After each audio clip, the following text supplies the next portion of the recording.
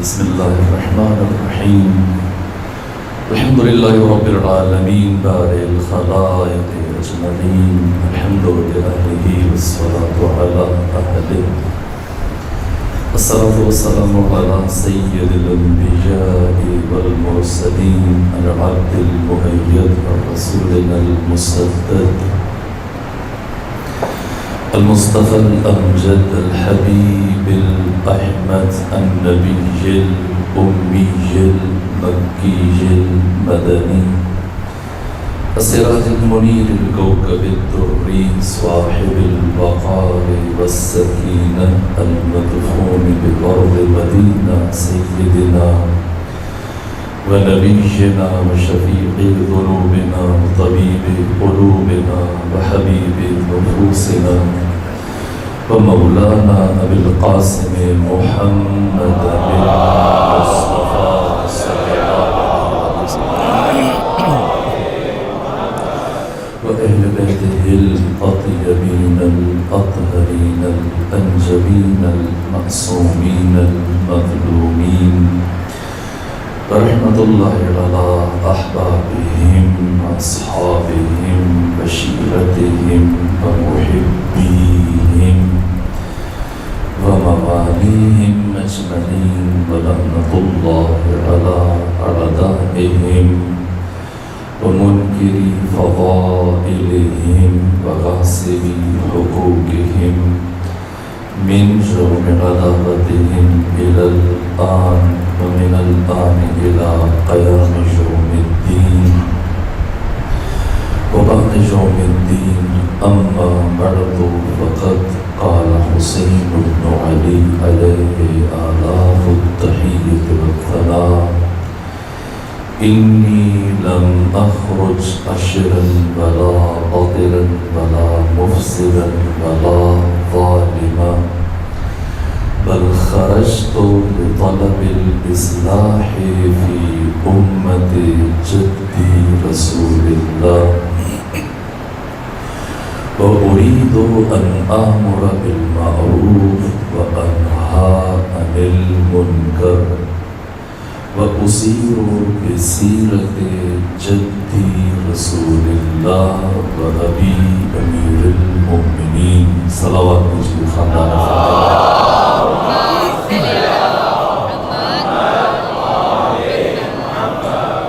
اس سے پہلے بھی گزارشات کا آغاز کروں میں آپ تمام مومنین سے التماس کروں گا ہمارے عزیز بھائی عالم دین محقق خطیب سفیر سجاد صاحب آپ سرور اشرح محرم کی مجالس میں ایک مقام سے دوسرے مقام کی طرف تشریف لے کے جا رہے تھے. راستے میں جہاں لاحق ہوئے اپنے ساتھیوں کے ساتھ جن میں سے اور عالم دین بھی تھے. ان کے درجات کی بلندی اور ایثار ثواب کے لیے اور اپنے جملہ مرحومین مومنین شہدائے باڑہ چنار سب کے ایثار ثواب کے لیے سورہ فاتحہ اور سورہ اخلاص کی تلاوت کر لیجیے. پروردگار نے مجھے اور آپ کو توفیق عطا فرمائی اور ان کو بلندی ایک مرتبہ پھر دسترخوان معرفت سید الشہداء پر اپنے روح وجدان دل و دماغ کی غذا کی تہیہ اور مہیا کرنے کے لیے جمع ہوں، جن سے ہماری اور ہماری نسلوں کی نجات سعادت اور بقا وابستہ.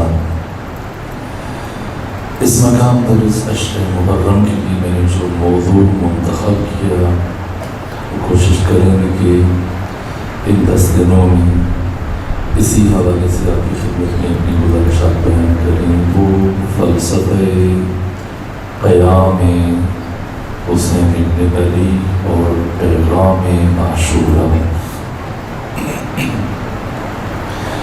ایک یہ کہ سید الشہداء امام حسین علیہ آلہ و تحیید والثناء نے قیام کیوں فرمایا، اس قیام کا مقصد کیا ہے، فلسفہ کیا ہے، عاشورہ کے اسرار، رموز جو سالہ گزشتہ کسی حد تک کچھ چیزیں بیان کوشش کریں کہ چند گام اور طے کریں معارف کے اس بے کنار سمندر کی طرف، چند اور موتی اور سبب چننے میں کامیاب ہو سکیں، اور ہم کوشش کریں گے کہ ان 10 دنوں میں سیر الشہداء کے جو اقدامات ہیں، آپ کی ساری حیات طیبہ جو 57 سالوں پر مشتمل ہے، بالخصوص آپ کی امامت کے 11 سال، بالاخص امیر شام کی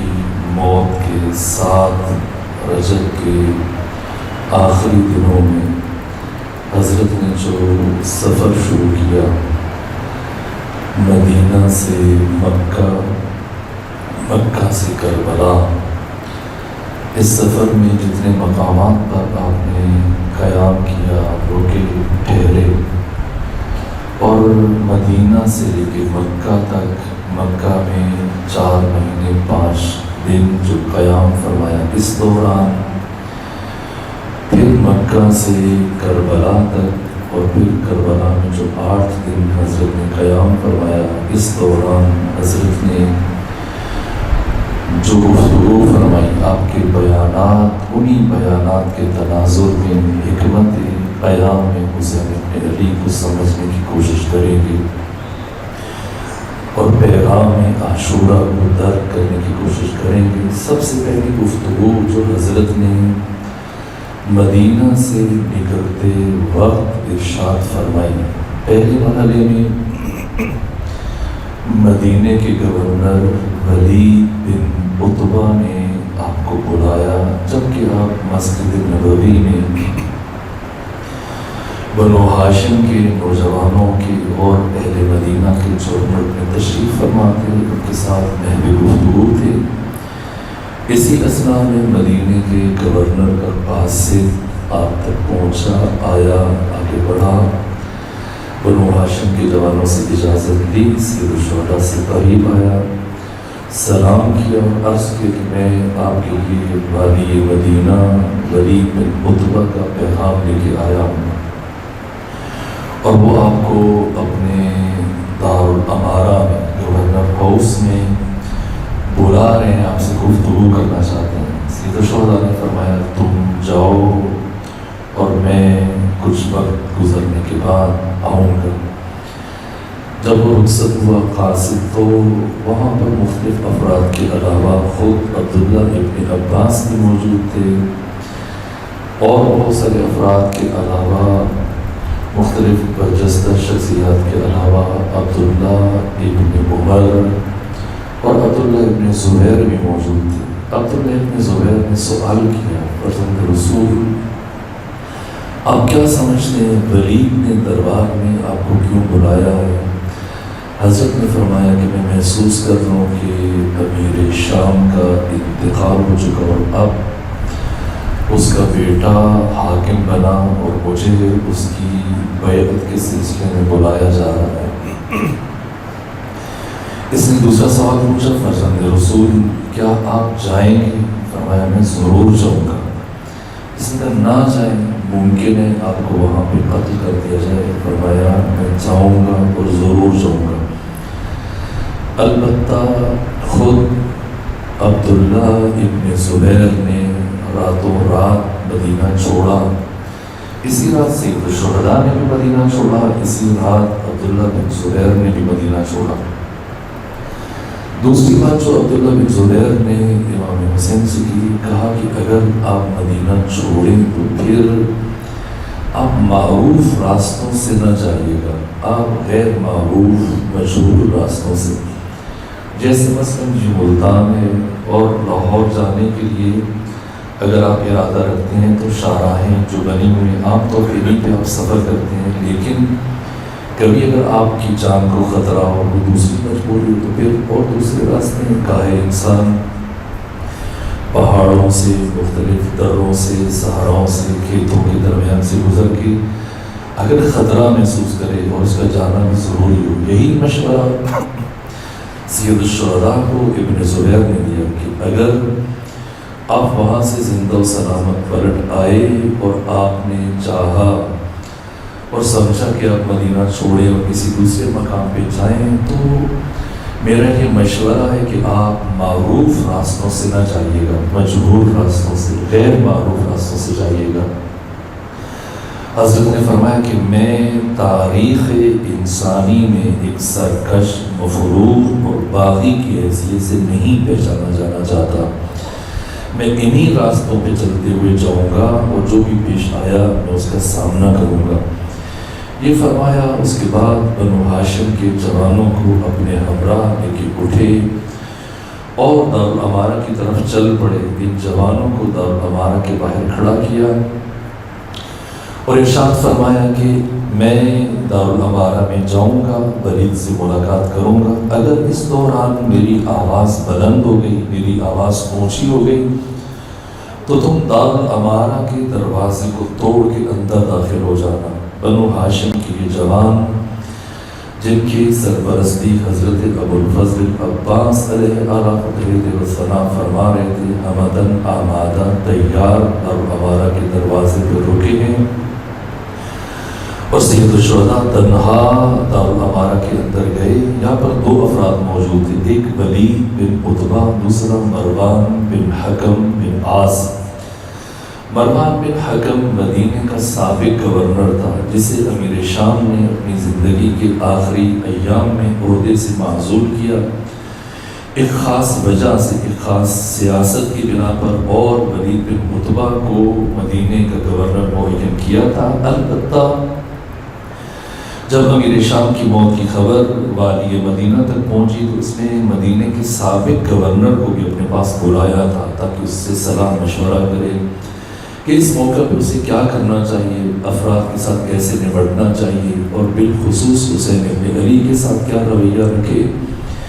یہ دونوں محو گفتگو تھے۔ اسی اثناء میں سرور و سالار شہیدان، امام عزت، امام حریت، امام انقلاب، امام غیرت، انسانی اور اخلاقی قدروں کے امین، محسن انسانیت حسین ابن علی علیہ السلام پوری جرأت و وقار کے ساتھ گورنر ہاؤس میں داخل ہوئے۔ آ کر ولید بن عتبہ کے پاس موجود نشست پر تشریف رکھی اور فرمایا، بتاؤ ولید، تم نے مجھے کیوں بلایا؟ ولید نے کہا، فرزند رسول امیر شام کی موت ہو چکی ہے اور اب اس کا بیٹا یزید مسلمانوں کا خلیفہ ہے، میں نے آپ کو اس کی بیعت کے سلسلے میں بلایا۔ حضرت نے فرمایا، تعجب ہے، تم نے مجھے رات کے سناٹے میں بلایا، تاریکی میں اور خلوت میں بلایا، جب میرے، تمہارے اور مروان کے علاوہ کوئی چوتھا فرشاں پر موجود نہیں ہے۔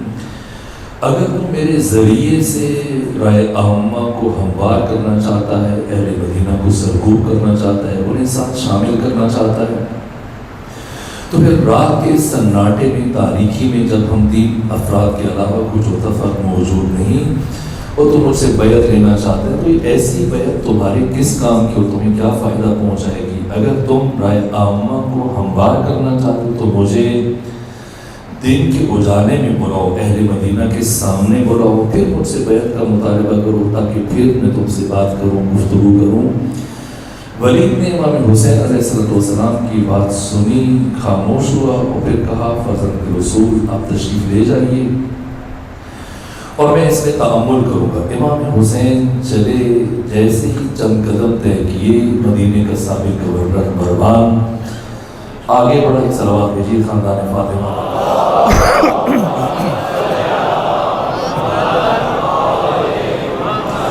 آگے بڑھا اور اس نے آگے بڑھ کر ولید سے کہا کہ ولید، حسین کو نہ جانے دو، یا ابھی کے ابھی حسین سے بیعت لو، یا اگر حسین بیعت نہیں کرتے تو یہیں دارالامارہ کے اندر حسین کا کام تمام کر دو، حسین کو قتل کر دو۔ اگر اس وقت حسین یہاں سے چلے گئے تو دوبارہ تمہارے ہاتھ نہیں آئیں گے۔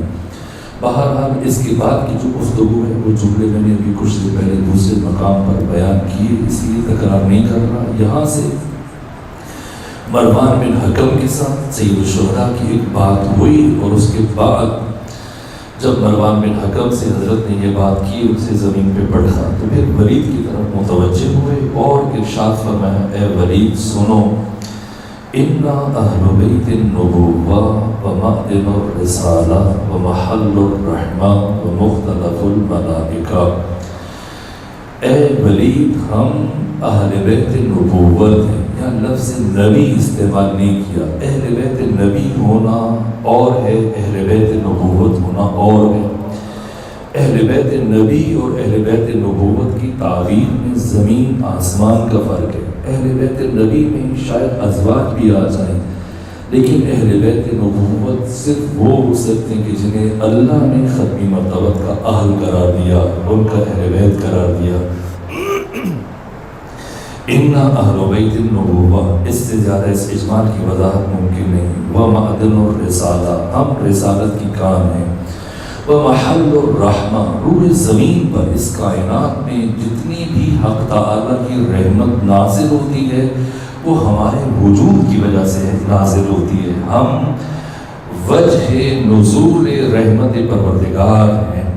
اور اس کے بعد فرمایا وَمُخْتَلَفُ الْمَلَائِکَہ، اور ہمارا گھر مختلف، ایک لفظ اختلاف ہے، ایک مختلف یعنی جیسے کوئی بہت برجستہ سربراہ شخصیت ہے۔ کثیر الرحمات کہتے ہیں عربی زبان میں، ایسا شخص کہ جس کے گھر میں راکھ بہت زیادہ ہو۔ راکھ تب بنتی ہے جب لکڑیاں جلتی ہیں، لکڑیاں زیادہ تب جلتی ہیں جب ان کے اوپر کھانا زیادہ بنتا ہے۔ کھانا اس لیے زیادہ بنایا جاتا ہے تاکہ مہمان جب زیادہ آتے ہیں انسان کے یہاں تو مسلسل آگ جلتی رہتی ہے، کھانا بنتا رہتا ہے، انہیں پیش کیا جاتا ہے۔ اس ایسے گھر کو بھی مختلف کہا جاتا ہے، یعنی جہاں پر مسلسل لوگ آ رہے ہیں جا رہے ہیں، ان کی مہمان نوازی ہو رہی ہے۔ سید الشہداء نے فرمایا میرا گھر، جو چوتھی خصوصیت اپنے لیے بیان فرمائی اپنے تعارف میں، مختلف الملائکہ، یعنی میرا گھر مختلف الملائکہ، جہاں پر مسلسل ملائکہ خدا کا نزول رہتا ہے۔ مختلف گروہ ملائکہ کے آ رہے ہوتے ہیں، کچھ جا رہے ہوتے ہیں، یعنی کوئی لمحہ ایسا نہیں کہ میرے گھر میں ملائکہ موجود نہ ہوں، اللہ کے فرشتے موجود نہ ہوں۔ مختلف معموریتیں، جیسا کہ احتجاج تبرسی میں بھی بیان ہے، باقی کتابوں میں بھی، بہار میں علامہ مجلسی نے بیان کیا۔ اس روایت کو سفینۃ البحار میں شیخ عباس قمی نے بھی بیان کیا کہ جب قرآن کی آیت نازل ہوئی کہ ان الذین قالوا ربنا اللہ ثم استقاموا تتنزل علیہم الملائکہ، کہ وہ لوگ جو کہتے ہیں کہ اللہ ہمارا رب ہے اور پھر اس پر ڈٹ جاتے ہیں، ایک لمحے کے لیے نہ کفر کرتے ہیں نہ شرک کرتے ہیں، یہ خالص ترین مواحد تتنزل علیہم الملائکہ، ان کے اوپر پروردگار مسلسل شب و روز فرشتوں کو نازل کرتا رہتا ہے اور نازل کرتا رہے گا۔ جب یہ آیت آئی تو بہت سارے افراد ایک عرصہ ختمی مرتبت کی رحلت کے بعد استفسار کرتے رہے کہ یہ کون ہے، اور کچھ نو مسلم آئے وقت کے حکمران کے پاس کہ کون لوگ ہیں جن سے متعلق اللہ کہتا ہے کہ ان پر میں ملائک نازل کرتا رہتا ہوں اور قیامت تک ان پر ملائک نازل کرتا رہوں گا۔ اب اگر کسی پر کبھی کسی فرشتے کا نزول ہوا ہوتا تو بتاتا۔ اب حیران پریشان سرگردان کیا جواب دیں کہ یہاں پر حضرت سلمان موجود تھے۔ جب سنا حاکم وقت خاموش ہوا تو سوال کرنے والے کو انہوں نے اپنے ہمراہ نے کہا آؤ میں تمہیں ایک جگہ لے کے جاتا ہوں جو وہاں پر ایک فرد تمہیں بتائے گا کہ وہ کون لوگ ہیں جن پر ملائکہ کا نزول ہوتا ہے، کون سا گھر ہے جس پر مسلسل ملائکہ الہی کا نزول ہوتا ہے۔ سلمان اس وقت وہ اپنے ہمراہ لے کے آئے۔ علی بن ابی طالب علیہ السلام کے گھر کے دروازے پر تب الباب ہوا، امیر المومنین تشریف لائے۔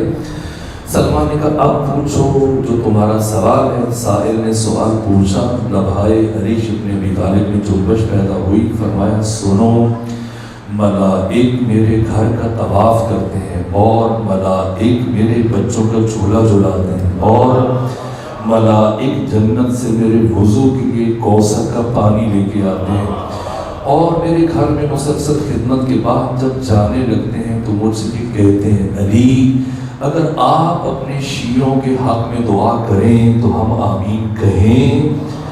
یہ حسین ابن علی فرما رہے ہیں میرا گھر مختلف الملائکہ ہے، یعنی شب و روز دن رات لیل و نہار پیغم مسلسل بالاستیعاب بغیر وقفے کے یہاں پر ملائکہ خدا کا نزول رہتا ہے۔ یہ 4 صفات اپنی بیان کی، 4 صفات دشمن کی بیان کی جس کی بیعت کا مطالبہ کیا جا رہا تھا۔ وہ یزید و رجل فاسق شارب الخمر قاتل النفس المحترمہ مقرن بالفسق، یزید ایک فاسق شخص ہے، شرابی ہے، بد کردار ہے، سر عام فسق و فجور کرتا ہے۔ مثلی لا یبایع لمثلہ، کبھی بھی مجھ جیسا اس جیسے کی بیعت نہیں کر سکتا۔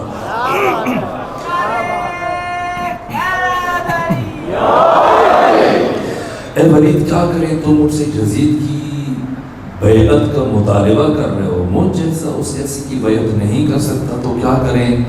ننتظر و تنتظرون، ہم بھی انتظار کرتے ہیں تم بھی انتظار کرو، نصبح و تصبحون، ہم بھی صبح کرتے ہیں تم بھی صبح کرو، ان قریب بہت جلد تمہیں اچھی طرح سے پتہ چل جائے گا اینا احق بالخلافت والولایت والبیعہ، ہم میں سے کون مستحق خلافت ہے، کون مستحق ولایت ہے، کون مستحق بیعت ہے، کس کی بیعت ہونی چاہیے، کسے بیعت کرنی چاہیے۔ یہ تمہیدی کلمات ہیں تاکہ گفتگو کی بنیاد استوار ہو جائے، پھر کل سے یہاں ہم آگے بڑھ جائیں۔ یہ کلمات کہے، اس کے بعد حضرت امارہ سے واپس تشریف لے کے گئے، گھر پہنچے اور گھر جیسی بلکہ گھر کی بجائے خود اپنی خواہر گرامی سیدہ زینب بنت علی سلام اللہ علیہ کے پاس پہنچے اور ایک طویل گفتگو کی۔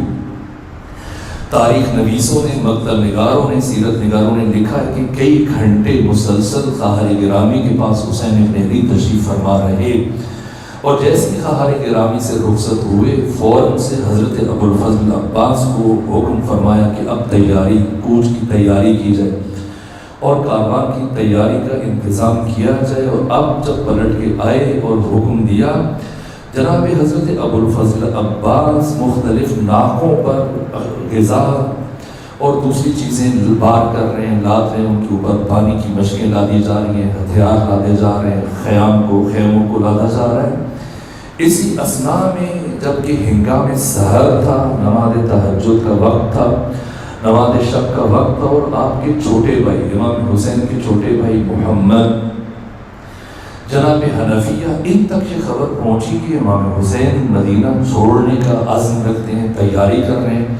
اس وقت یہ نماز تہجد کے لیے وضو بنا رہے تھے۔ جیسے یہ خبر اور اطلاع پہنچی، انہوں نے پانی کا کوزہ پھینک دیا، اسی حالت میں وضو درمیان میں رہا، ننگے پاؤں دوڑتے ہوئے آئے امام حسین کی بارگاہ میں، اور جیسے ہی دیکھا سید الشہداء تیار ہیں، اسی طرح سے ناکوں پر سامان کو بار کیا جا رہا ہے، تیاری ہو رہی ہے، کوچ کے لیے آمادگی ہو رہی ہے، کہ اسی اثناء میں جیسی کیفیت دیکھی، حیران پریشان سرگردان آگے بڑھے، کہا فرزند رسول کہاں کا ارادہ رکھتے ہیں؟ کہا عراق جاؤں گا۔ کہا عراق نہ جائیے، نہ تشریف لے جائیں، آپ مدینہ میں قیام کریں۔ فرمایا نہ، میں عراق جاؤں گا۔ عرض کیا وہ آپ کے ساتھ وفا نہیں کریں گے؟ انہوں نے آپ کے بھائی کے ساتھ وفا نہیں کی، آپ کے بابا کے ساتھ وفا نہیں کی، آپ عراق نہ جائیے۔ فیصلہ کن جملہ ارشاد فرمایا سید الشہداء نے، جس کے بعد پھر جناب حنفیہ کو کچھ کہنے کی جرت نہ ہوئی۔ کہا کہ سنو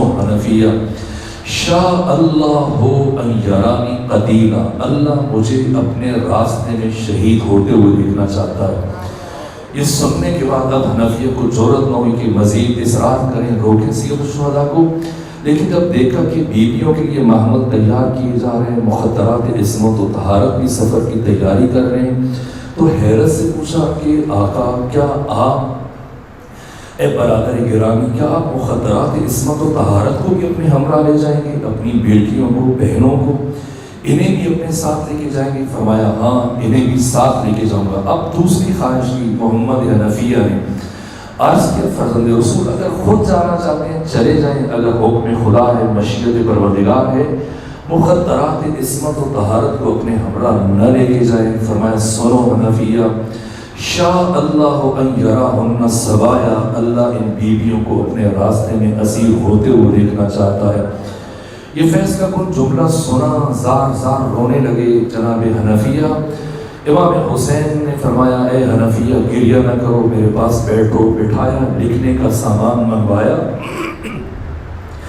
اور اس کے بعد وصیت تحریر کرنا شروع کی اور سب سے اوپر کے کلمات لکھے، ھذا ما اوصى من الحسین الی اخی محمد المعروف ابن الحنفیہ، یہ وصیت نامہ ہے حسین ابن علی کی طرف سے اپنے چھوٹے بھائی محمد کے نام جو حنفیہ کے نام سے شہرت رکھتے ہیں۔ پہلا جملہ جو تحریر کیا، ان الحسین یشہد اللہ الہ الا اللہ، حسین اپنے پورے وجود سے یہ گواہی دے رہا ہے کہ اللہ وحدہ لا شریک ہے، اس کا کوئی شریک نہیں ہے، اس کا کوئی سہیم نہیں ہے، اس کا کوئی عدیل و بدیل نہیں ہے، اس کا کوئی نظیر نہیں ہے، وَأَشْهَدُ أَنَّ مُحَمَّدًا عَبْدُهُ وَرَسُولُهُ، اور حسین دوسری گواہی دیتا ہے کہ محمد اسی خدا کا عبد ہے اور اسی خدا کا رسول ہے، وَأَنَّ الْجَنَّةَ حَقٌّ وَالنَّارَ حَقٌّ وَالْبَعْثَ حَقٌّ والنشور حق، جنت حق ہے، جہنم حق ہے، حساب و کتاب حق ہے، قیامت کے دن اٹھایا جانا حق ہے، پورے صراط حق ہے۔ ایک ایک عقیدے کو بیان کیا اور اس کے بعد اپنے قیام کا فلسفہ بیان کیا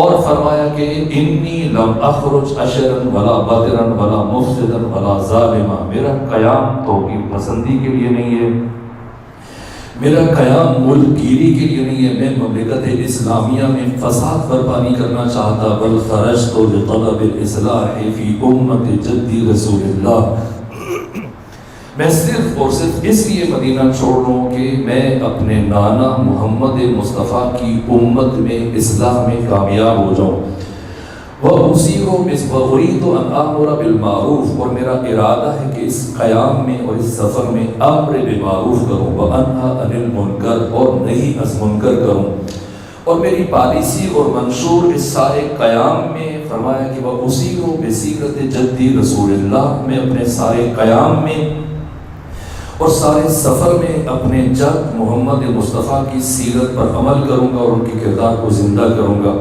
وَأَبِي أَمِيرُ الْمُؤْمِنِينَ، اور اپنے بابا امیر المومنین علی کی اپنے ابی طالب کی سیرت کو زندہ کروں گا۔ یہ وصیت محمد حنفیہ کے سپرد کی، جس کے بعد وہ مرحلہ آیا بیویوں کو سوار کرنے کا۔ پہلی مجلس سے تمہید و سوار کرنے کے لیے بس ایک نقطہ آج کی حد تک عرض کروں گا اور آپ کی زحمتوں کو تمام کروں گا۔ میں دست ادب جوڑ کر روح سید الشہداء سے یہ سوال کروں گا کہ فرزند رسول ابھی کچھ لمحے پہلے جب آپ ولید بن عتبہ کے دربار میں دارالامارہ میں تشریف لے کے گئے تھے اور آپ سے جب بیعت کا مطالبہ کیا گیا تھا تو آپ نے فرمایا تھا کہ وَيَزِيدُ رَجُلٌ فَاسِقٌ شَارِبُ الْخَمْرِ قَاتِلُ النَّفْسِ الْمُحْتَرَمَةِ مُعْلِنٌ بِالْفِسْقِ، اور ابھی جب محمد حنفیہ نے آپ کو روکا تو آپ جانے کی حکمت بیان کر رہے ہیں کہ میں اصلاح امت کے لیے جا رہا ہوں، امت کو امر بالمعروف کرنے کے لیے جا رہا ہوں، امت کو نہی از منکر کرنے کے لیے جا رہا ہوں۔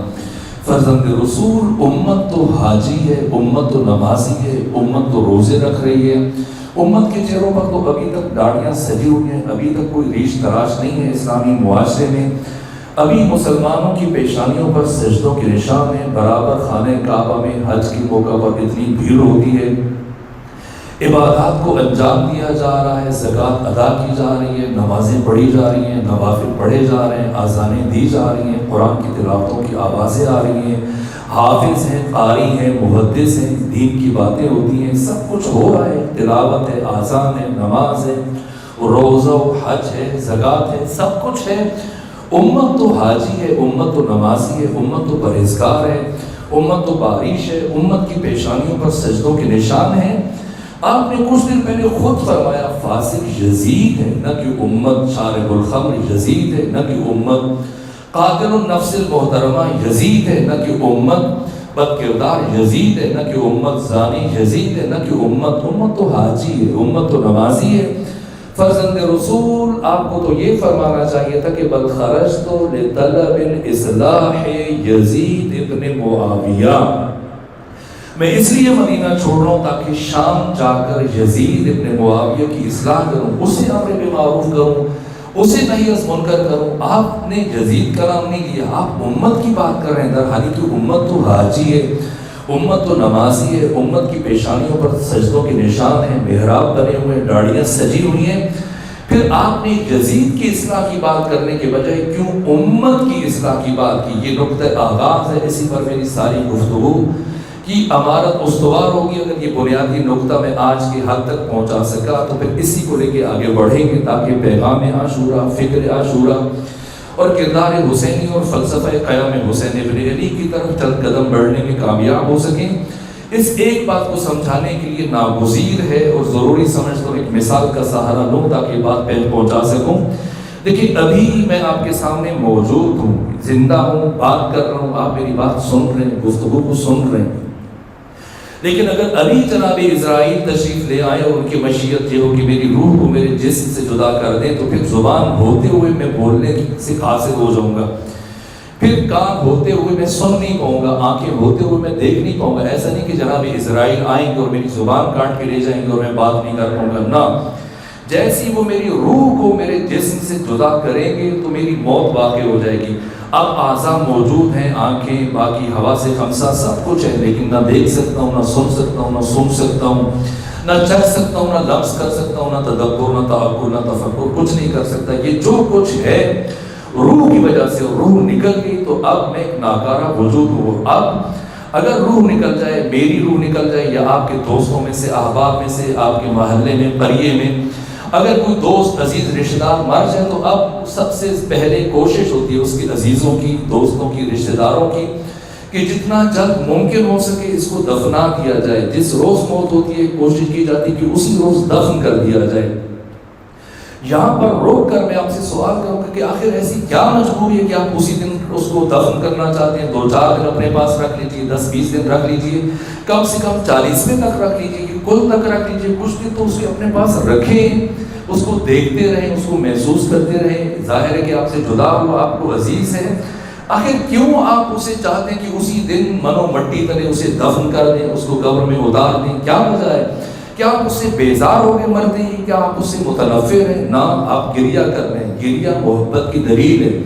اگر آپ کو اس سے محبت نہ ہوتی تو آپ کبھی گریہ نہ کر رہے ہوتے۔ یہ رونا دلیل ہے کہ آپ کو اس کی دوری شاق گزر رہی ہے، ناگوار ہے، آپ سے اس کی جدائی برداشت نہیں ہو رہی ہے۔ تو جب آپ اس سے محبت کرتے ہیں اور آپ کو اس کی جدائی برداشت نہیں ہو رہی ہے تو پھر دفن کیوں کر رہے ہیں؟ لیکن اس لیے دفن کریں گے کہ دفن کرنا ہماری مجبوری ہے۔ کیا مجبوری ہے؟ اس لیے کہ اگر ایک دن سے زیادہ وہ مردہ، اس کا جسم جس کی روح جدا ہو چکی ہے ہمارے گھر میں رہ گیا تو پھر آہستہ آہستہ اس سے تعفن اٹھے گا، بدبو اٹھے گی، اور پھر ہمارا گھر والوں کا، اہل محلہ کا، قریے والوں کا جتنا وقت گزرے گا، 2 سے 3، 3 سے 4، 4 سے 5، 5 سے 10 دن، جیسے جیسے وقت گزرتا چلا جائے گا باقی افراد کا اس گھر میں، اس محلے میں، اس بستی میں رہنا مشکل اور ناممکن ہوتا چلا جائے گا۔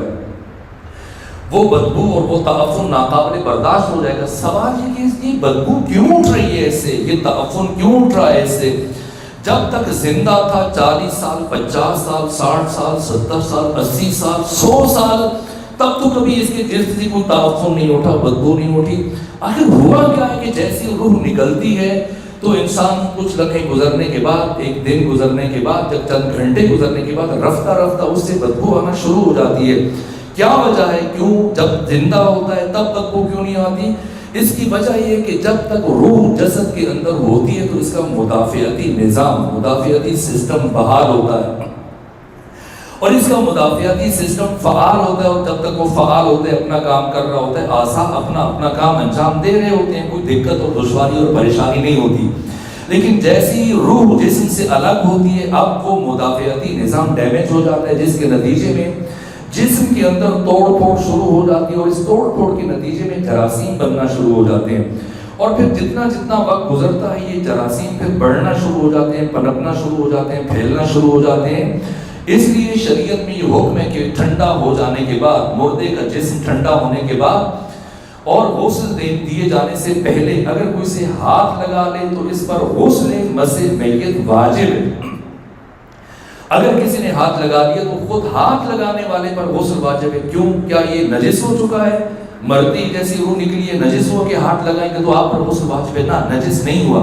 پھر کیوں واجب ہے شریعت میں کہ اگر مردے کو جسم ابھی تک ٹھنڈا ہو گیا، اگر غسل سے پہلے اگر ہاتھ لگا دیا تو آپ پر غسل کرنا کیوں واجب ہے؟ اس لیے واجب ہے کہ اسلام دین امن ہے، دین سلامتی ہے، اور اسلام اپنے پیروکاروں کے لیے سلامتی کا پیغام دیتا ہے، اس لیے کہ اس کے جسم میں توڑ پھوڑ جو شروع ہوئی ہے، نتیجے میں جو جراثیم بننا شروع ہوئے ہیں، اگر جسم ٹھنڈا ہونے کے بعد کسی نے ہاتھ لگا دیا تو اب وہ جراثیم ممکن ہے کہ لمس کے نتیجے میں، مس کے نتیجے میں ٹریول کرتے ہوئے اس کے جسم میں منتقل ہو جائے اور اس کے لیے مضر صحت ہو اور اس کے لیے بیماری یا اس کی موت کا سبب بن جائے۔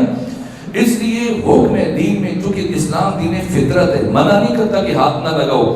خدا جانتا ہے کہ ایک ماں کے لیے اپنے بیٹے کو ہاتھ لگانا اس سے دور نہیں رہ سکتی ہے، مسلسل اس سے لپٹے گی، اس کے قریب جائے گی، باپ، دوست ہے، بھائی ہے، کوئی بھی اپنے عزیز کو چھونے کی کوشش کرے گا، اسے لمس کرنے کی کوشش کرے گا۔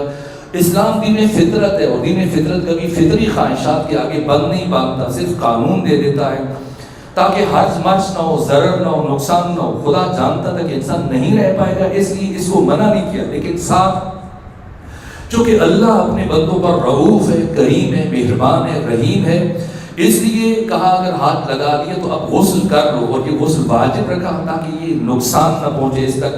لیکن جب آب سدر سے، آپ بیری کے پتوں سے، کافور سے، خالص پانی سے غسل دے دیا جاتا ہے تو وہ جراثیم کافی حد تک، کافی وقت کے لیے زائل ہو جاتے ہیں۔ پھر ہاتھ لگایا جائے تو پھر ضرر نہیں ہے، نقصان نہیں ہے۔ اس لیے یہ بھی حکم ہے کہ غسل دینے کے بعد پھر اتنی دیر نہ رکھا جائے کہ دو جراثیم دوبارہ سے پنپنا شروع ہو جائیں، بڑھنا شروع ہو جائیں۔ بیری کا پانی، بیری کے پتوں کا پانی، کافور کا پانی جراثیم کش ہے۔ جیسی ہی روح جسم سے الگ ہوتی ہے تو یہ جو عرض کر رہا ہوں، توڑ پھوڑ شروع ہو جاتی ہے، جراثیم بننا شروع ہو جاتے ہیں، پنپنا شروع ہو جاتے ہیں۔ اس لیے انسان مجبور ہے کہ محبت کے باوجود، لگاؤ کے باوجود، چاہت کے باوجود، قرب کے باوجود، اس کے باوجود کہ اس مرنے والے کی دوری ان پر بہت شاق ہے، بہت سخت ہے، اس کے باوجود وہ اسے اٹھاتے ہیں اور اسے کفن پہنا کر ایک گڑھا کھود کر، جسے قبر کہا جاتا ہے، اس کے اندر اتار دیتے ہیں اور پھر منو مٹی اس کے اوپر ڈال دیتے ہیں اور مجبور ہیں کہ دفن کر دیں۔ کیوں؟ اس لیے کہ اب جراثیم جیسے جیسے بڑھیں گے ویسے ویسے تعفن پھیلے گا، بدبو اٹھے گی، اس لیے ناگزیر ہے۔ اگر یہ بات میں کسی حد تک کی مثال پہنچا سکا تو سنیں، ایک ہے فرد کی موت، ایک ہے معاشرے کی موت، ایک ہے فرد کی موت، ایک ہے سوسائٹی کی موت، ایک ہے فرد کی موت، ایک ہے امت کی موت۔ کبھی ایک شخص مر جاتا ہے جس کی مثال میں نے دی، کبھی پوری امت مر جاتی ہے، کبھی ایک فرد مر جاتا ہے، کبھی پورا معاشرہ مر جاتا ہے، کبھی ایک فرد مر جاتا ہے، کبھی پوری سوسائٹی مر جاتی ہے۔ فرد کی موت کیا ہے کہ اس کی روح اس کے جسم سے الگ ہو جائے، معاشرے کی موت کیا ہے، امت کی موت کیا ہے، سوسائٹی کی موت کیا ہے کہ سوسائٹی اس معاشرے اور اس امت کی روح امت کے جسم سے الگ ہو جائے۔ امت کی روح کیا ہے؟ امت کی روح کا نام نظام ولایت ہے۔ جیسے یہ نظام ولایت امت کی جسد سے، امت کے جسم سے الگ ہوتا ہے، یہ روح نکل جاتی ہے، تو پھر امت کے جسد میں بھی بے عین ہی اسی طرح سے جرثومے بننا شروع ہو جاتے ہیں، پھر یہ جرثومے بڑھنا شروع ہو جاتے ہیں، پنپنا شروع ہو جاتے ہیں، پھیلنا شروع ہو جاتے ہیں۔ ایک صلوات بھیجیے خاندان فاطمہ میں۔ یہ جرثومے بڑھنا شروع ہو جاتے ہیں، پنپنا شروع ہو جاتے ہیں، پھیلنا شروع ہو جاتے ہیں۔ امت کے اس بے روح جسد میں یہ جراثیم اتنے بڑھنا شروع ہوتے ہیں کہ کوئی جرثومہ ہرملہ بن جاتا ہے، کوئی شمر بن جاتا ہے، کوئی شبث ربیع بن جاتا ہے، کوئی عمر ابن سعد بن جاتا ہے، کوئی عبید اللہ ابن زیاد بن جاتا ہے، اور اسی بے روح امت کے ناپاک جسد سے ایک غلیظ ترین، ناپاک ترین اور کثیف ترین جرثومہ بنام یزید ابن معاویہ ابن ابو سفیان ابن حرب امت کے اس ناپاک جسد سے رینگتا ہوا، چلتا ہوا، ختمی مرتبت امام الانبیاء سید الرسل کی مسند تک پہنچنے میں کامیاب ہو جاتا ہے۔ تو جب ایسا ہو جائے کہ امت بے روح ہو جائے، امت کا جسد بے روح ہو جائے اور اس میں ایسے غلیظ ترین جرثومے پیدا ہونا شروع ہو جائیں، تو پھر ان جرثوموں کی اصلاح کی بات نہیں کی جاتی ہے، اس امت کی اصلاح کی بات کی جاتی ہے جو بے روح ہو چکی ہو۔ اس لیے حسین ابن علی نے فرمایا بل خرجت لطلب الاصلاح فی امت جدی رسول اللہ، میں اس لیے مدینہ چھوڑ کر کربلا کی طرف جا رہا ہوں تاکہ اپنے نانا کی امت کے احیاء میں اور ان کی اصلاح میں کامیاب ہو جاؤں۔ صلوات بھیجیے خاندان فاطمہ پر۔ حسین ابن علی علیہ آلاف و تحیید و ثنا کا قیام احیاء امت کے لیے، آج سوشل میڈیا پر بیٹھ کر یہ نام نہاد روشن فکر جو گفتگویں کرتے ہیں، کیونکہ امام حسین جب سب منع کر رہے تھے، سب سمجھا رہے تھے، اتنے بڑے بڑے صحابی وہ خاموش تھے، پھر حسین کیوں چل پڑے؟ سب خاموش تھے، حسین کیوں گئے؟ حسین اپنے لیے نہیں گئے، حسین کی نگاہ قیامت تک آنے والی ناموس بشر پر تھی۔ انسانیت کی محبت نے حسین ابن علی کو مجبور کیا کہ مخدرات عصمت و طہارت کو اپنے ہمراہ لے کر صحراؤں کا رخ کریں، پہاڑوں کا رخ کریں۔ اپنے لیے قیام نہیں فرمایا، حسین ابن علی نے ہمارے لیے قیام فرمایا، اور ہم اس مقام پر اور دنیا کے چپے چپے پر 7 بر اعظموں کے اندر مختلف آبادیوں میں، مختلف شہروں میں شب و روز اپنے تمام تر آرام کو چھوڑ کر اس لیے جمع ہوئے ہیں کہ اپنے سب سے بڑے محسن کا شکریہ ادا کر سکیں۔ حسین ابن علی کا قیام صرف تشیع کے لیے نہیں ہے، اسلام کے لیے نہیں ہے، حسین کا قیام قیامت تک آنے والی انسانیت کے لیے۔ حسین اگر صرف بیعت نہ کرنا مسئلہ ہوتا تو حسین یزید کی بیعت نہ کر کے بھی خود کو بچا سکتے تھے۔ کتنوں نے یزید کی بیعت نہیں کی، کیا وہ قتل ہو گئے؟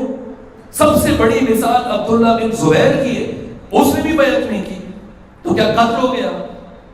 نہ صرف یہ کہ قتل نہیں ہوا بلکہ خود یزید سے بڑی حکومت بنانے میں کامیاب ہو گئے۔ راتوں رات مدینہ سے مکہ پہنچا اور مکہ میں آہستہ آہستہ لوگوں سے ملاقاتیں شروع کی، ساتھ شامل کرنا شروع کیا، ملایا، اور پھر جیسے ہی امام حسین کربلا کی طرف گئے، رفتہ رفتہ اتنی اکثریت کو ان تک اپنی باتیں پہنچے کہ امام حسین یہ کام نہیں کر سکتے تھے، کیا مدینہ میں رکے رہے تھے؟ جب مدینہ چھوڑ رہے تھے عبداللہ بن عباس نے آپ کو مشورہ دیا یمن چلے جائیں، عبداللہ ابن عمر نے آپ کو مشورہ دیا کہ آپ پہاڑی علاقوں میں پناہ گزین ہو جائیں اور جگہ بدلتے رہیں، آپ یزید کی بیعت نہ کریں، اس کے باوجود یزید کی بیعت نہ کر کے آپ خود بھی زندہ رہیں گے، آپ کے بچے، گھر والے، خواتین سب محفوظ رہ جائیں گے۔ امام حسین یزید کی بیعت نہ کر کے بھی خود کو اور اپنے خاندان والوں کو بچا سکتے تھے۔ آپ کو مشورہ دیا کہ ہندوستان چلے جائیں، وسیع دنیا کہیں پر بھی چلے جاتے، کیوں امام حسین نے مدینہ چھوڑا، خود مدینہ میں رک جاتے؟ پھر اگر مکہ گئے 4 مہینے 5 دن مکہ ٹھہرے تو پھر مزید وہاں ٹھہرے رہتے،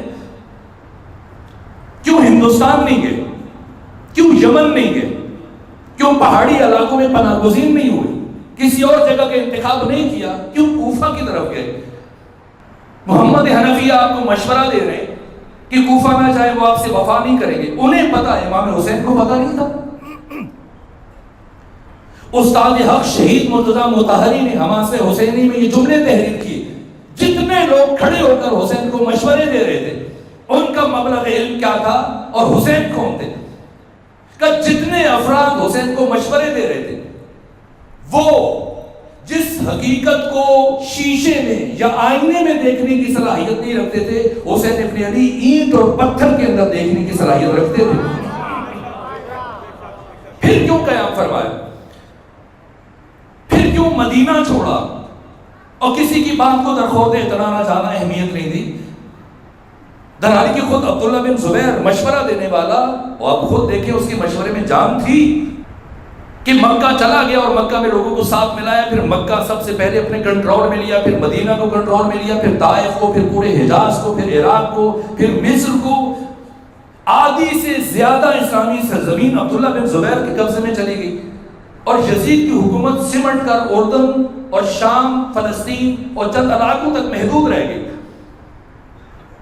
70% حصے پر عبداللہ بن زبیر قابض ہے، 30% یزید کے پاس بچا ہے، اور یزید نے 3 سال 8 مہینے 14 دن حکومت کی، اور ان پونے 4 سالوں میں مسلسل کوشش کرتا رہا عبداللہ بن زبیر کے مقابلے کے لیے۔ مسلم بن عقبہ کو بھیجا، حسین بن نویر کو بھیجا، ناکام ہوا، اسی بیچ میں اس کی موت ہو گئی، اور عبداللہ بن زبیر کی حکومت اور مضبوط ہو گئی۔ پھر 9 مہینے مروان بن حکم نے حکومت کی، اس نے بھی زور لگایا، وہ بھی عبداللہ کی حکومت کو ختم نہیں کر سکا۔ پھر اس کا بڑا بیٹا عبد الملک بن مروان جو 86 ہجری تک برسر اقتدار رہا، 9 سال زور لگاتا رہا، عبداللہ بن زبیر کو ختم نہیں کر سکا۔ 73 ہجری میں 12 سال گزرنے کے بعد جا کے اس نے عبداللہ بن زبیر کو قتل کیا، پھر سے مکہ مدینہ طائف حجاز مصر عراق کی حکومت اس کے پاس آئی. تو یزید کی بیعت نہ کر کے عبداللہ بن زبیر نے کتنی کامیابی حاصل کی. امام حسین حکومت نہ بنائے، کم سے کم اپنے عیال کو تو بچا سکتے ہیں، بچوں کو تو بچا سکتے ہیں، مخدرات عصمت و طہارت کے پردوں کو تو بچا سکتے ہیں.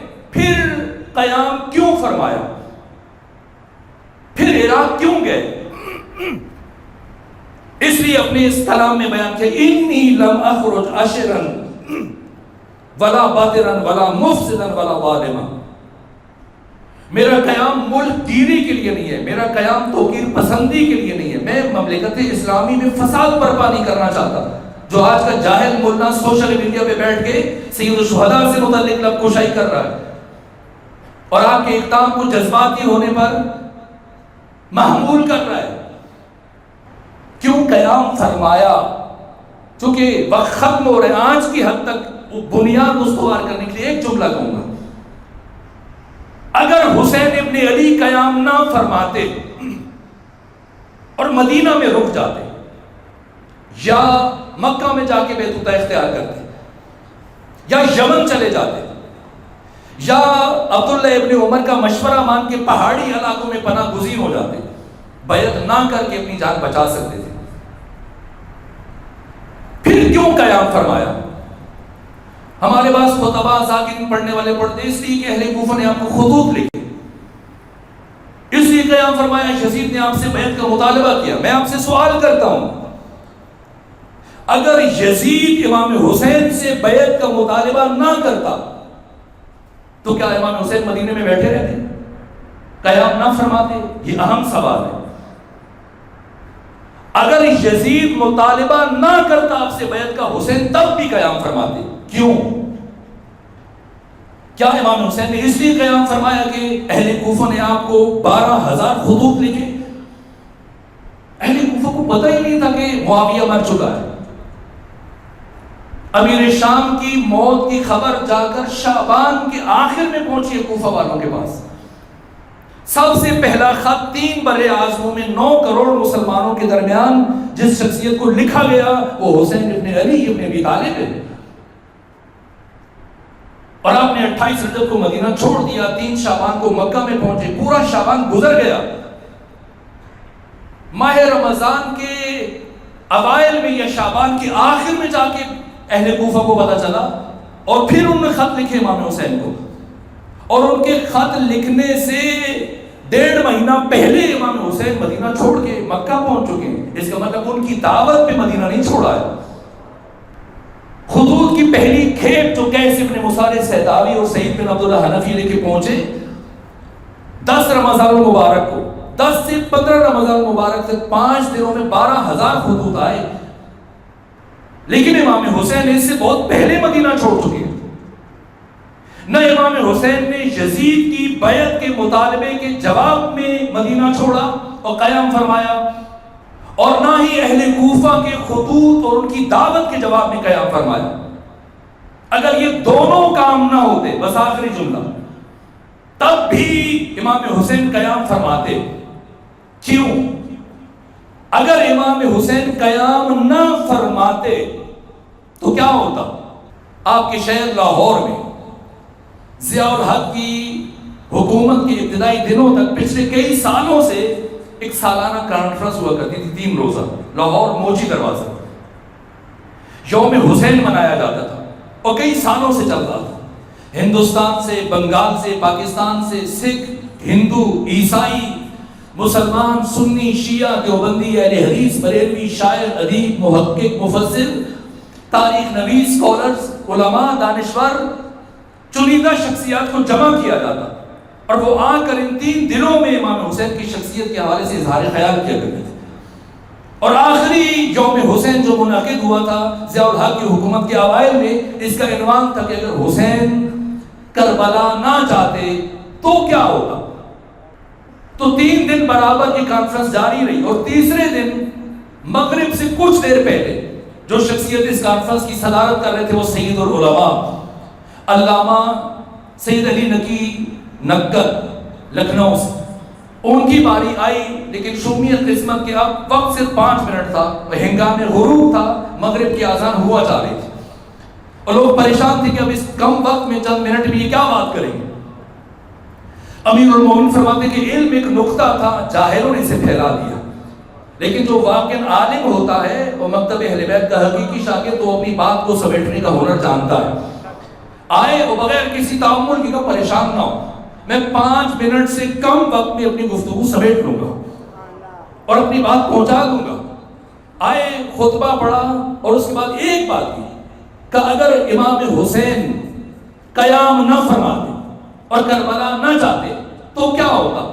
فرمایا آج اسلامی دنیا میں نماز جمعہ بدھ کے دن پڑھی جا رہی ہوتی، یہ انہوں نے کہا ہے، لیکن اس سے بڑی بات شہید راہ خدا، شہید حق استاد مرتضی مطہری نے حماسِ حسینی میں فرمایا کہ اگر حسین، شاید میں علامہ نقل کی طرف نسبت نہ دوں، اگر انہوں نے یہ کہا تو یہ اسباب استعار اور اسباب تمثیل کا ہوگا، اختصار کے مد نظر سمجھانے کے لیے بات کی ہوگی، لیکن اسے جو زیادہ کھول کے بیان کیا وہ شہید مرتضی مطہری نے بیان کیا۔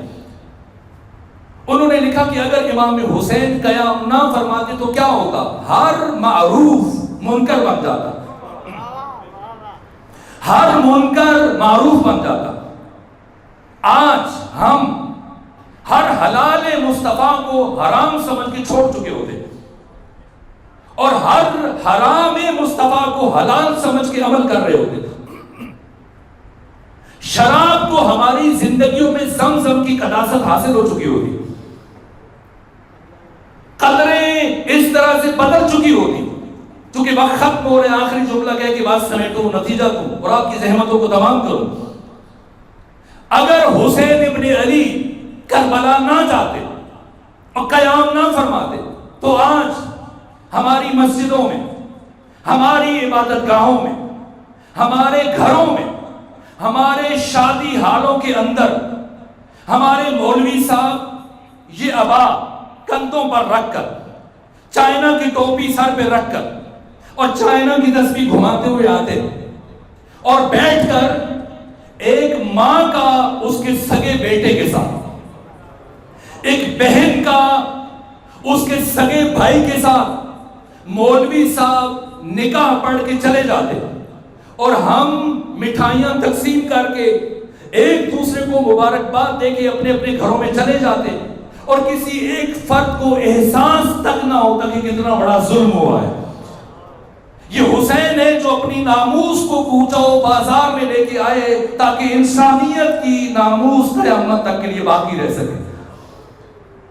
اے حسین، قیامت تک آنے والی انسانیت آپ پر فدا اور قربان ہو جائے کہ آپ نے خود کو انسانیت پر فدا اور قربان کر دیا۔ حسین کا قیام اپنی ذات کے لیے نہیں تھا، قیامت تک آنے والے انسانوں کے لیے تھا۔ ہر باضمیر انسان، ہر غیور انسان، ہر باشعور انسان وہ عزاداری پر اعتراض نہیں کرے گا، وہ ایسی جاہلانہ باتیں نہیں کرے گا کہ اگر عبادت کرنی ہے تو گھروں میں کرو، امام بارگاہوں میں کرو، گلیوں میں کیوں آتے ہو، کوچہ بازار میں کیوں آتے ہو۔ حسین کو ماننے کے لیے اسلام اور مسلمان ہونا شرط نہیں ہے، انسان ہونا شرط ہے۔ ہمسایہ ملک میں ایک ہندو ڈاکٹر گزرے ہیں ماضی قریب میں، جن کا نام تھا ڈاکٹر گپتا رام۔ 3 شعبان کو بھی اپنا کلینک بند کر کے اپنے گھر کی خواتین اور بچوں کے ساتھ سبیل لگاتے تھے، لوگوں کو کھانا کھلاتے تھے، اور 10 محرم کو بھی کسی مسلمان نے پوچھا آپ تو مسلمان نہیں ہیں، آپ تو شیعہ نہیں ہیں، پھر حسین ابن علی کے نام پہ اتنا اہتمام کیوں کرتے ہیں؟ وہ کہتے ہیں کیا کروں، ضمیر مجبور کرتا ہے۔ کہ کیسے ضمیر مجبور کرتا ہے؟ کہ میں جب بھی گھر میں داخل ہو تو میرے گھر میں 4 خواتین ہیں، ایک گھر ہے اسی میں میری بیٹی رہتی ہے، اسی گھر میں میری ماں رہتی ہے، اسی میں میری بہن ہے، اسی میں میری زوجہ ہے، 4 خواتین ہیں۔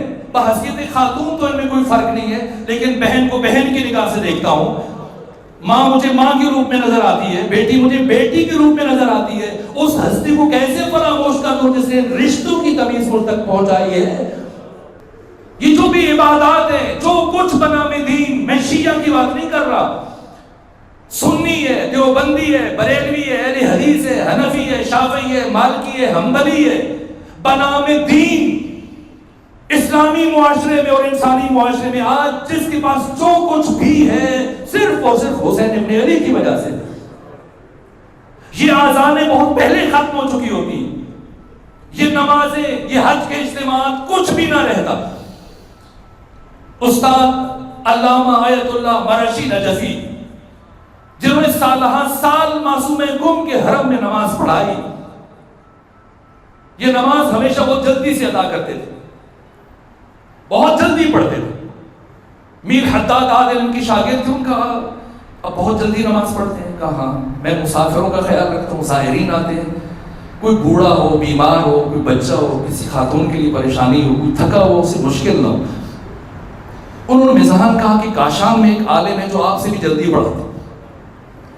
ایت اللہ مرشی نے فرمایا کہ پھر وہ نماز کی کوئی نہ کوئی رکن چھوڑتا ہوگا، کوئی واجب چھوڑتے ہوگا، چونکہ میں مستحبات چھوڑ کر صرف واجبات پر اکتفا کرتا ہوں، تو اگر مجھ سے کوئی جلدی پڑھائے گا مطلب کوئی واجب چھوڑے گا. بہت جلدی نماز پڑھاتے تھے، لیکن سالہ سال 50 سال کے قریب حرم معصومہ میں نماز پڑھانے والے آیت اللہ مرشی نجفی ایک کام انہوں نے کبھی نہیں چھوڑا. ہر نماز سے پہلے، اقامت کے بعد، تکبیرۃ الاحرام سے پہلے ایک ذکر ہمیشہ پڑھا کرتے تھے: السلام علی الحسین وعلی علی بن الحسین وعلی اولاد الحسین وعلی اصحاب الحسین وعلی الارواح التي حلت بفنا. تو کسی نے پوچھا جب باقی سارے مستحبات چھوڑ دیتے ہیں یہ ذکر کبھی نہیں چھوڑا؟ کیا جواب دیا؟ میں کیا کروں، احسان فراموش نہیں ہوں، نماز پڑھوں اسے بھول جاؤں جس نے یہ نماز مجھ تک بچا کے پہنچائی ہے. اس لیے کائنات کے غیور انسان گلیوں میں، گھروں میں، زمین پر، سڑکوں میں، ہر مقام پہ آپ دیکھیں گے دن شب و روز عزاداری ہو رہی ہے. جو بھی باضمیر انسان ہے وہ مدیون ہے حسین ابن علی، جس کا بھی ضمیر زندہ ہے، وجدان زندہ ہے. قیامت تک آنے والا کوئی بھی انسان، بشر، حسین ابن علی کا یہ قرض ادا نہیں کر سکتا. پوری کائنات مدیون اور مقروض اور احسان مند ہے حسین ابن علی کی. حسین پر کسی کا احسان نہیں ہے سوائے ایک ہستی کی، اور اس ہستی کا نام ہے زینب بنت علی.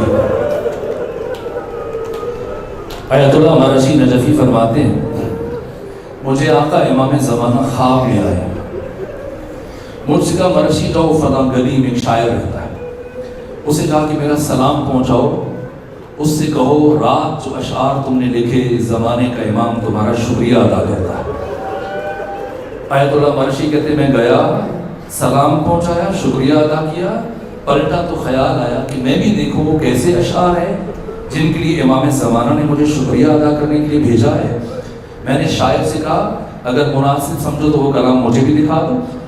جب وہ کاغذ اٹھا کے لایا، اپنے اشعار لے کے آیا، اس کا سب سے پہلا شعر یہ تھا: سر نئی در نئی نوا می ماند اگر زینب نبود، کربلا در کربلا می ماند اگر زینب نبود، کربلا کربلا ہی میں رہ جاتی اگر زینب بنت علی نہ ہوتی. انسانیت اور انبیاء کی میراث کو بچایا حسین ابن علی نے. حسینیت کو کس نے بچایا؟ زینب بنت علی نے. اس لیے بڑا مشکل مرحلہ ہے ثانی زہرا کا مدینے سے ساتھ چلنا. عجیب اہتمام ہے. 28 رجب کو امام حسین نے مدینہ چھوڑا. کچھ مسائل میں نے پچھلی مجلس میں عرض کی ہیں اور فہرست مرتب ہو رہی ہے. سید العلماء علامہ علی نقی نکن کے کلمات ہیں جو انہوں نے شہید انسانیت میں اور دیگر کتابوں میں تحریر کی.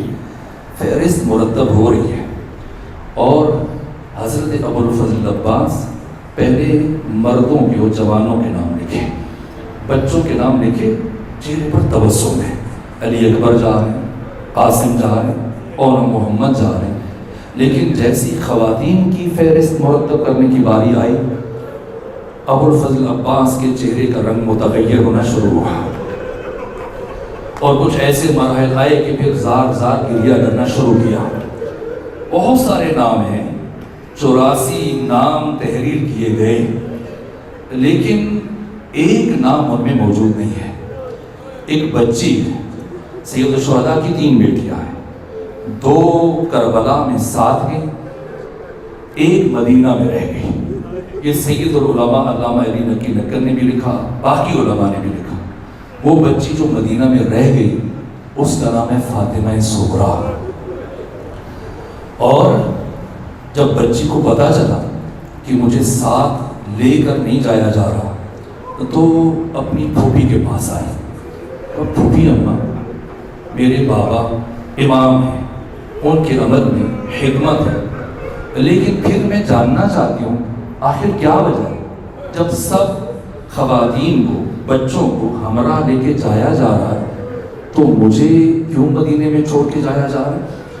ثانی زہرا اپنے بھائی حسین کے پاس گئی، پوچھا بھیا حسین کیا وجہ ہے فاطمہ صغریٰ کو یہاں ام سلمہ کے پاس چھوڑ کے جایا جا رہا ہے؟ کیا جواب دیا؟ کہا میری پوری نسل میں، میری بیٹیوں میں سے سب سے زیادہ جس بچی کی شکل میری ماں فاطمہ زہرا سے ملتی وہ میری بیٹی فاطمہ صغریٰ ہے۔ میں نہیں چاہتا میری ماں فاطمہ زہرا کی شبیہ بازاروں اور درباروں میں پھرائی جائے۔ فاطمہ صغریٰ کو چھوڑ دیا، اور ایک اور اسی سے 9 سال کی بچی ہے، اس بچی کا نام سکینہ بنت الحسین ہے، اسے اپنے ہمراہ لے لیا۔ میں نے آپ کو بڑی زحمت دی، وقت ختم ہوا، میں وقت سے تجاوز کر گیا، شرمندہ ہوں، لیکن بس ایک روایت کا حصہ مختصر طور پہ پڑھوں تاکہ عبادت مکمل ہو جائے۔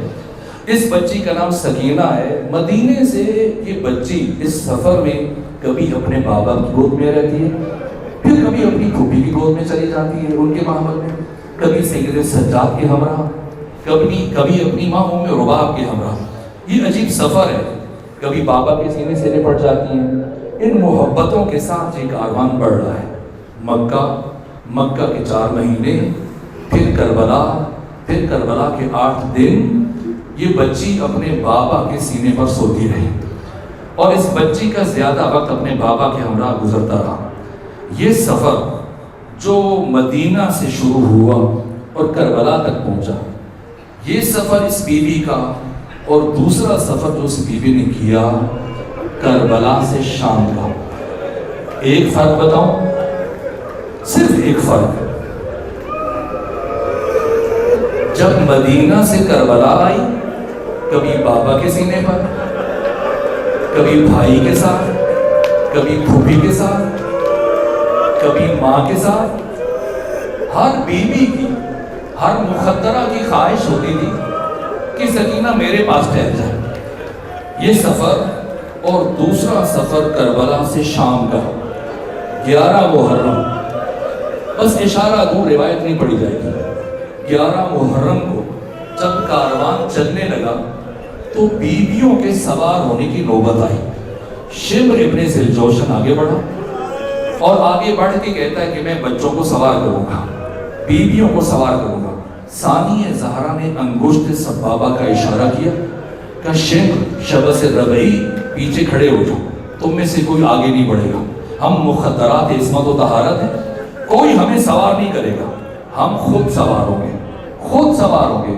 ثانی زہرا نے ایک بچے کو سوار کیا، ایک بچی کو سوار کیا، اپنے ہاتھوں سے سید سجاد کو سوار کیا، تمام بیویوں کو سوار کیا، اور سب کو سوار کرنے کے بعد سب سے آخر میں اس بچی کو سوار کیا اور ناکہ پر بٹھایا جس بچی کے لیے حسین ابن علی خصوصی طور پر وصیت فرما کے گئے تھے کہ زینب میری سکینہ کا بہت خیال رکھا۔ سکینہ کو بٹھایا اور پھر ارادہ کیا کہ خود سوار ہو جائیں، جناب سکینہ کے ہمراہ بیٹھ جائیں، لیکن جیسی جناب سکینہ کو بٹھا چکی، خود سوار ہونے کا ارادہ کیا، آگے بڑھی۔ شیخ جو کافی دیر سے دیکھ رہا تھا اور غصے سے کھول رہا تھا، جلدی سے آگے بڑھا کہ علی کی بیٹی میں اس بچی کے ساتھ کسی اور کو سوار نہیں ہونے دوں گا، اس بچی کے ساتھ کسی اور کو سوار نہیں ہونے دوں گا۔ کہا شمر یہ چھوٹی بچی آج تک کبھی محمل پر اکیلے نہیں بیٹھی، کیسے ممکن ہے کہ بغیر محمل کے تنہا سفر کر سکے؟ یہ بچی گر جائے گی۔ کہا نہ علی کی بیٹی پریشان نہ ہو، ایسا انتظام کروں گا آپ کی بچی نہیں گرے گی۔ اس شقی نے کیا کیا، رسی کا ایک ٹکڑا اٹھایا اور اس رسی کا ایک سرا جناب سکینہ کے ایک پاؤں کے ساتھ باندھا اور اونٹ کے نیچے سے گزار کر دوسرا سرا دوسرے پاؤں کے ساتھ باندھ دیا۔ کہا دیکھیں علی کی بیٹی میں نے انتظام کر دیا، یہ بچی نہیں گرے گی۔ کاروان چل پڑا، شہر، قریے، بستیاں، آبادیاں طے ہو رہی ہیں اور یہ رسی اونٹ کی جلد کے ساتھ رگڑ کھاتی رہی۔ اور ایک رات میں جب یہ کاروان کسی جنگل سے گزر رہا تھا، رات کے آخری پہر میں یہ رسی رگڑ کھاتے کھاتے کھل گئی۔ رسی کھلی، حسین کی بیٹی اونٹ کی بلندی سے زمین پر آئی۔ رات تھی، تاریکی تھی، سناٹا تھا، کسی کو خبر نہ ہوئی، کسی کو نہ پتا چلا کہ بچی گر چکی ہے۔ اس کے باوجود کاروان ٹھہر گیا، قافلہ روکا۔ جیسی قافلہ روکا، شمر ابن ذوالجوشن ثانیہ زہرا کے پاس آیا، پہلے اپنے سپاہیوں کے پاس آیا۔ کہا میں نے تمہیں منع کیا تھا میری اجازت کے بغیر نہ روکنا، کیوں روکے ہو؟ کہا شمر کیا کرے، مجبور ہے۔ یہ سر، یہ نیزہ جس پر سر حسین ابن علی سوار ہے، یہ زمین میں گڑ گیا ہے اور یہاں سے آگے نہیں بڑھ رہا۔ شمر ہے، قاتل حسین ہے، لیکن جانتا ہے کہ سر حسین کیسے آگے بڑھے گا۔ یہ نہیں کہا کہ ایک سے نہیں اٹھا تو 2 اٹھاؤ، 3 اٹھاؤ، 4 اٹھاؤ، تازیانہ لیا۔ اور کہاں پہنچا؟ سید سجاد کے پاس، اور بن کچھ کہے سید سجاد کی پشت پر تازیانوں کی بارش کر دی۔ اتنے تازیانے برسائے کہ خون جاری ہوا۔ شمر نے کہا سید سجاد اپنے بابا حسین سے کہو یہاں سے آگے بڑھے۔ ایک مرتبہ سید سجاد نے رخ کیا اپنے بابا کے کٹے ہوئے سر کی طرف اور اتنا پوچھا بابا جان یہاں رکنے کا سبب بتا دیجئے، بابا یہاں رکنے کی وجہ بتا دیجئے۔ جیسے ہی سید سجاد نے پوچھا لبہائے حسینی میں جنبش پیدا ہوئی، فرمایا ارے سجاد میری سکینہ پیچھے جنگل میں گر گئی ہے اور جب تک سکینہ نہیں آئے گی میں آگے نہیں بڑھوں گا۔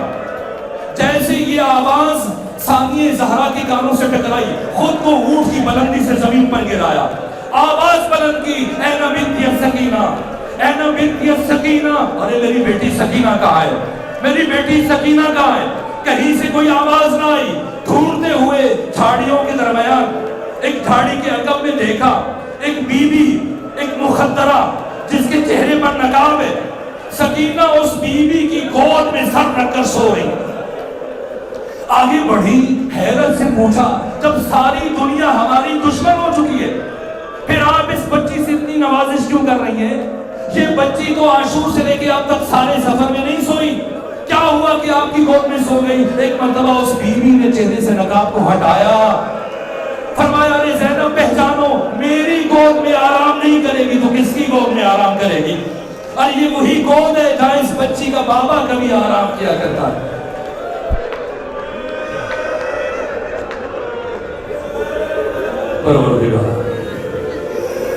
پروردگار ان روتی ہوئی آوازوں پر اپنی رحمت نازل فرما۔